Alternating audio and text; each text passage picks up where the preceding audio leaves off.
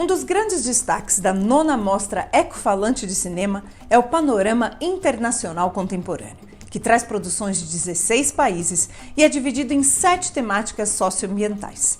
E para celebrar essa primeira edição totalmente online, os diretores e diretoras dessa seleção vão conversar conosco sobre seus filmes, os temas propostos, os problemas e as soluções para questões cruciais do mundo contemporâneo. E abrimos essa série com Fredrik Gertten, diretor de Push, Ordem de Despejo.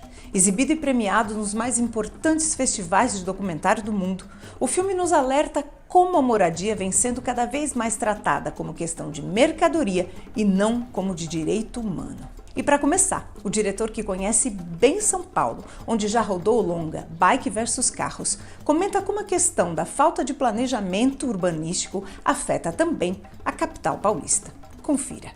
First of all, I love Brazil and I love Sao Paulo. It's an amazing city, but there's a lot of challenges, of course. You can visually see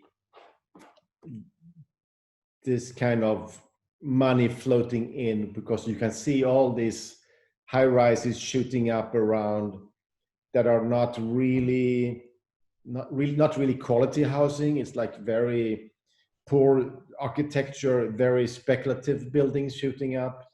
So you can see that there is a need for some kind of city planning or some stronger control of what's happening, and some plan that is also good for the citizens. You know, when people were building houses before, it was like planting a forest. It was like a perspective of 30 or 40 years. And that kind of capitalism on speed is not good for society. And it's not good for democracy, because they're using their money also to influence politics. Can you talk to us a little bit about what is Push, what is about, and how the idea began? Something I've been hearing from many places around the world, including Brazil, is how expensive it is to live, that the rents are going up and up and up all the time. And so I wanted to understand why. So this film is like basically an investigation into that, trying to understand the factors that is driving the prices up, because we know that our incomes are not moving. So we more or less make the same money, but the housing costs are going up. And it's a global pattern. And of course, that's also what I'm interested in, to find a global pattern. Your film explained very well to us in a very clear way what is happening. Like, real people suffer from this global economic mentality, like I really love when Saskia says that sometimes an empty house is more interesting than a house where a family lives. Yeah, and that's kind of hard for us to understand, isn't it? Because it makes no sense. But if you have an empty house somewhere, you can play with that value towards the banks. So you can say, I want 10 more millions, and the bank, okay, do you have any safe assets? Yes, I have this house in London. Boom. So then you can go to the bank, and with that money you can get more money. So then the empty house is playing a role in the financial game. Doesn't matter if it stands empty forever.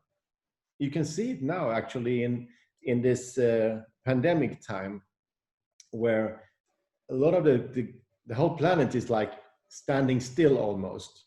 A lot of jobs are lost, but the financial market is doing fine, So they are living in a separate bubble.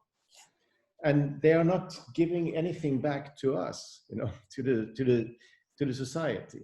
So it's time to talk about that. That's why this film is made. What's happening in the cities with all this money floating into homes, into houses, it's almost like a land grabbing. It's not gentrification, it's land. It's like they have so much money and they want to place their money on safe assets. I should tell you that Blackstone is a big investor in the agribusiness in Brazil. So they are also a part of this soya harbor that are building up in Amazonia. So they're big investors. So they're also part of the burning Amazonia. the same players. So, and they, of course, they are good friends with your president. The president of Blackstone is one of the strongest supporters of Trump, also financially. It's a very clear relation to environment and this, because it's the same money. They don't really care about people being kicked out. They don't care if Amazonas is burning, as long as they can make money. We learn in the film that people, the rich in the big companies, got richer after the crisis of 2008. And they are getting richer now in the pandemic. Because when everything goes down, it's shopping time for them. That's why we need to organize film festivals like you are doing and making films like I do to talk about things. We need to understand what's going on. We need to understand their modus operandi, you know, because so we can talk about it.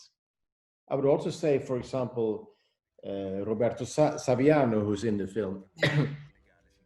Saviano, he points out that in the tax havens, the legal capitalism and the illegal capitalism, it meets and emerges. They goes together. And then their money, they travel into our societies. Yeah. So you don't know anymore if the money going into your house is actually drug dealers' money, or if it's a refugee smuggler or human trafficking money. You know, it's like it can be anything. We for sure know it's tax evasive money. It's people who don't want to pay taxes. And you know, at this moment when societies are struggling, we need taxes to keep the hospitals going, to keep everything working, and to support, business and so on. And if you don't pay taxes, who's going to help out? You know, I was showing the film in Sao Paulo in February or March. Just the one-off screening because we're supposed to have more, but Raquel Rolnik was also there and talked afterwards and so on. I mean, obviously everything that happens in the film also happens in Brazil. Especially in São Paulo, lots of buildings, empty buildings, people occupy them, which is a very fair struggle because they are fighting for housing. I mean, I'm not against new buildings and I'm not against high buildings, you know, but if you do it, you have to do it in a sustainable way. And when you're talking about now the environment and so on, of course, the new buildings should be better for society. They should be, using less energy. They should be like more into, you should create the future with these new buildings, not just popping up some copy-paste poor architecture. Because that's what you see a lot in Sao Paulo and in many other cities around the world. Your film is linked to this global idea and contemporary idea of how we see cities. What cities are for? Yeah, but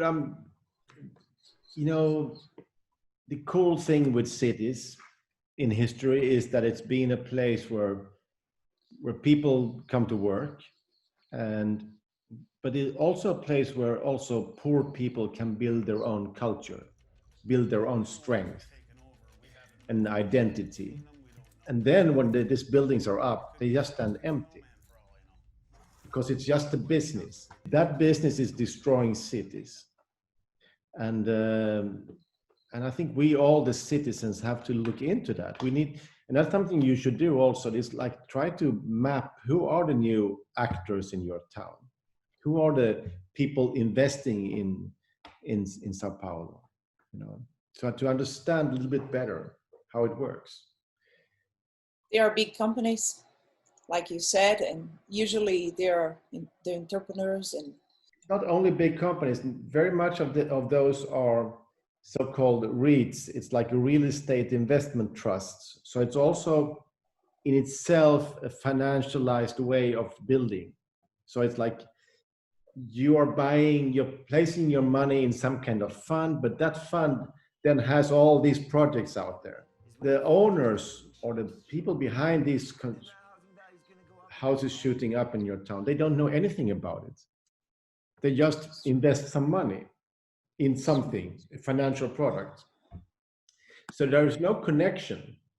In the old days, the the builder of a house was somebody who was living in the neighborhood and was proud to be a part of the neighborhood. How do you see this festival like Ecofalante in terms of thinking about the world? Maybe we could think together.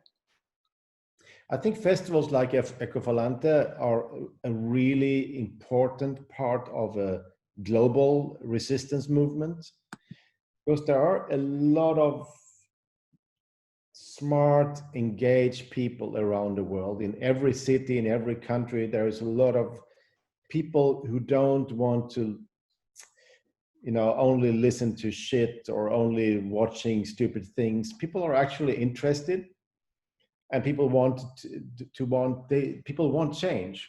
So I think what you are doing with your festival is also you're inviting inspired people to keep thinking and keep talking about things. We need to talk about things. Nowadays, it's all about building narratives, and we should think about being critical to the narratives that we are told.